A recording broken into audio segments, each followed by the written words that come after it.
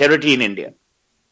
Will you speak on it on television? I was in Goa, chilling a nice margarita. I said, sure. And I had that margarita in my hand, and Rajdeep began the program without any provocation offered from my side, saying, oh, we're glad to have Suhail Seth, who's nursing a margarita from the Taj Holiday Village, Goa. How does it feel to drive a Ferrari? I said, brilliant. Brilliant. Aren't you worried about austerity? I said, not at all. I pay my taxes. I said, aren't you worried about staying in a 35 crore house in Panchsheel Park where Ambika Soni is giving you 12 illegal permissions? And he shut up. Okay, Suhail, you found in the media a happy punching bag. That's all I can say. But old trick of panel discussions. Only attack the moderator. Yeah, well, absolutely. No, I mean, I do have to put a postscript to this, which is that when I came back from another panel discussion, really cribbing about Suhail, because he had just referred to me as the poor man's Barkha Dutt, I think.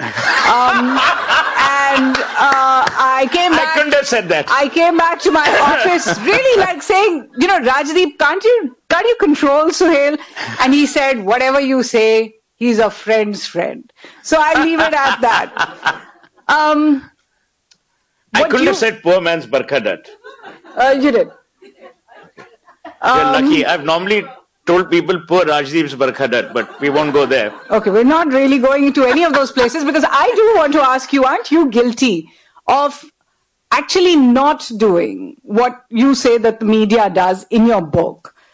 Because you don't refer to any of those things that actually are part of all of these names that you're saying over here. Part of their success stories are there is corruption in this country. Yes. They have gotten to their success by having great friendships amongst ministers or having paid their way through things or having internal corporate transparency issues, having all kinds of inner conflicts, outer conflicts. Some of them cannot list on stock exchanges around the world because of a lack of transparency in their own accounts. You don't mention any of them. Of course. Read the opening essay. I do. In fact, when JT launched the book, and it was a panel, it was a discussion between Shireen Bahan, him and me. One of the things that Shireen picked up and began, just like you're doing, is talked about the cost of doing business. And she asked that, isn't there corruption? To which my point is, and by no means am I offering a defense, I agree with you, there's a lot that's wrong. But as I said, the focus of my book was not investigative journalism, but providing only those mantras. Having said that, I mentioned in the opening essay that doing business in India is a minefield. You've got to navigate, which is why I'm delighted with this government. Narendra Modi hasn't met one single industrialist one-on-one from May 26 till this day. Not one industrialist has met him. Not that we know about. No. I mean, it's a well-known, well-established. Not one of his ministers has met people one-on-one. You come when you're representing the sector and you come in a group of 3, 4, 5, whatever. To my mind, that augurs very well. Don't friendships exist? Of course they exist. But see, we have changed as a nation for two reasons. And here I will compliment the media. There's far greater probity coming in from media, and there's far greater citizenry engagement with both politics and business. Today, I mean, I have about 617 or 618,000 followers on Twitter. And I can tell you, when you want companies to kneel if they've been harsh or neglectful, I can get them to kneel. So the power of social media, to my mind, is huge. More and more, increasingly, both politicians, business leaders, people in the social sector are, to my mind, mindful of the fact that there's a greater audience that they have to be accountable to. So where we've moved is from the dispensation Raj to the earning Raj. Earlier you were dispensed favors. Today you've got to earn what you earn. And I think that's a dramatic shift. And I will say this, I mean, because there are ladies, I think the single biggest destroyer of India post-independence was Indira Gandhi. She destroyed every institution that was important and relevant to this country. And you know, I don't care for the BJP or the Congress. As far as I'm concerned, they can all go to hell. So I'm not politically aligned with any of these Johnnies. But I can tell you that individual destroyed every institution. We've taken almost 30 years to recover from that Holocaust. Your banking went for a toss. Your insurance businesses went for a toss. Your electoral politics went for a toss. Everyone talks about the fact that she gave us 1971. She didn't. Manekshaw and Arora gave us 1971. It's tragic that to this day, we still don't have one rank, one pension. So a general who's retired in 1980 is making less money than a serving Jawan today. That should say something about our political maturity. And hopefully this government will change it. So, much like, and I don't want to digress because all the analogies are linked back to the book. Even here, just like you're seeing, as you rightly identified, that there is inherent corruption, there is governance, there are governance issues, all of that is changing. I can only talk about personal experience, and it's not that I'm paid a fortune, I'm just paid normal bloody sitting fees. I sit on 2 Reliance companies which are joint ventures, international joint ventures. So last time I attended an IMG Reliance board meeting. There are 3 people who are foreigners, there are 2 of us independent directors. Me and there's an international lawyer. And there are 3 from IMG. Where is the question of a lack of probity? Those days where you're given the board papers and the company secretary says, oh, I'm taking it as read. Those days are over. Because of even exacting corporate affairs rules that have stepped in. Today you have fiduciary responsibility. If something goes wrong, directors go to jail. So I think we are, as in India, changing. I have great faith that industry will mirror the cleansing that we are witnessing in the political domain and vice versa. And people like Anand and Mukesh tell you now, we don't need to go to Delhi. Coming to Delhi earlier was a ritual. Today it should only be necessary if Vinita wants to come here or for tourism, for nothing else. All right, so you're saying things are getting better, but you've reserved a lot of your comments for the media. So I do want to ask you, the media gets bashed for not focusing on the good things and talking about the bad. But how powerful is it really? Because there is this sense that the media decides the discourse in the country, that the media is the reason the government had to bow in order to change policy and all the rest. My sense, being in the media, is essentially that's not true. That governments do what they want to do, and then when it's convenient, blame the media for it. And people have the views they have. And if you ask them where they got them from, they might say, yeah, I heard it on so-and-so TV show or whatever else. But the question I wanted to ask you is, when you look at these success stories, how important has the media been? How powerful is the media today? For the corporate world, the media is important. Because what happens is your other stakeholders read what's written about you. Your bankers read it. Your consumers read it. So look at what happened with Maggie. Actually, what happened with Maggie is a tragedy. Harish Salve and I were holidaying in London, and the chairman of Nestle worldwide flew down to meet us. I refuse to get involved because I don't do PR. Salve is a lawyer. I don't know where that's progressing. But I told the gentleman who's the global CEO of Nestle, I said, you're dealing with a pernicious media in our country. Today, the same media saying the FSSAI has screwed up.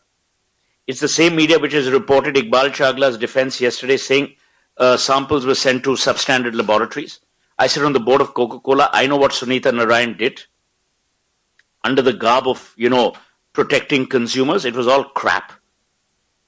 So the media does have a role. The interesting bit is that you've got the wrong guy as Prime Minister. Modi doesn't care 2 hoots about the media. And I'm glad... Not yet, he doesn't. He doesn't. He actually doesn't care. Look, I wrote but that's because everything's been going well so far. No. I've written about him after he and I had a one-on-one dinner in 2008. It's available on the net in Financial Express. You've got to understand, a man who went in 2002 till last year was pilloried for right reasons, wrong reasons. I wrote 27 articles against him, qua the Godhra issue. I didn't talk about who's wrong, who's right. I said it happened under your watch. There's a moral responsibility. I'm a born Hindu, but I believe that this country can't be divided any further. So the moment we talk about Hindus, Muslims, Christians, we are only messing ourselves up. That's my position, stated position. Having said that, Modi became to the media and rightly so. Much like a lot of corporations, including Ratan Tata. Ratan Tata got deeply upset when the Times of India criticized the Nano. And what happened, to my mind, in the House of Tata was the worst thing that could have happened. The House of Tata banned the Times of India. And I repeatedly told Mr. Tata and Mr. Krishna Kumar, you're just Indira Gandhi in a suit. Because she created one form of censorship and you're creating another form of, there needs to be engagement. I'm delighted that Cyrus Mistry has corrected that wrong. But Ratan responded in much the same way. Ratan hated any criticism. Yogi Deveshwar of ITC still doesn't advertise on NDTV and in Ananda Bazar Group. Because, some articles, it's another matter. I've been sued for 800 crores, but I don't give a shit. So, these are the realities of the times we live in. Now, the point I'm making is, there are people in the corporate world who are extremely sensitive about what the media says. There are also people in the corporate world who use media brilliantly. Look at the way Anand Mahindra uses social media. Outstanding, genuine, transparent use of social media. You look at how social media went wrong for, let's say, Rahul Yadav of housing.com. So that, to my mind, that learning is arriving. It will take time. But I think to answer your specific question about the media, I think we have some brilliant people working in our media organizations, extremely hardworking, deeply honest. But then there are a few rotten apples.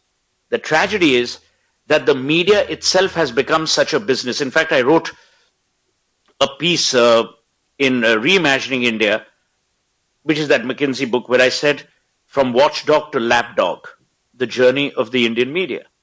And when the commercial stakes are so high, you face problems. But there are still great media organizations. I know for a fact that you can invite NDTV for any launch anywhere in the world. They will not accept any favors. Same with CNN. India Today Group, they don't accept any kind of favor. So we have such amazing organizations. Huh? You've tried. No, I have nothing to invite them for.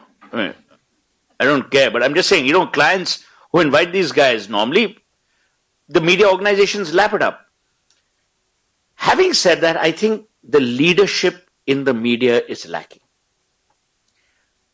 We grew up in an age where you read a Sunanda K. Datta Ray or an S. Nihal Singh or a Girilal Jain, Kushwant. You don't have men with strength of character. And that, to my mind, is the biggest failing of the Indian media today.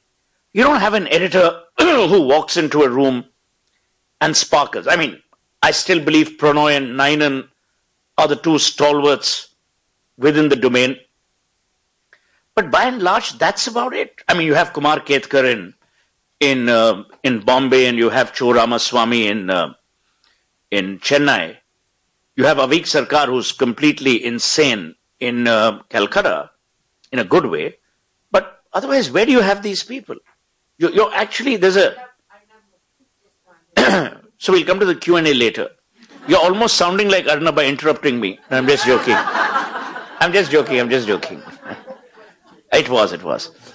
So Arnab Goswami will come to later in the Q&A.